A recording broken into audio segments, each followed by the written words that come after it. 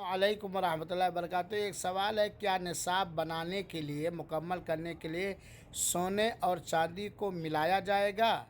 यानी अगर किसी के पास 85 ग्राम सोना नहीं, 80 ग्राम सोना है, किसी के पास 595 ग्राम चांदी नहीं बल्कि 500 ही ग्राम चांदी है, तो सोने और चांदी को मिलाकर निसाब किसी एक का बनाया जाएगा? नहीं, सोने और चांदी को मिला करके निसाब नहीं बनाया जाएगा, क्योंकि ये दोनों दो जिन्स है। सोना एक अलग जिन्स है और चांदी एक अलग जिन्स है। लिहाजा सोने और चांदी को निसाब बना मुकम्मल करने के लिए नहीं मिलाया जाएगा।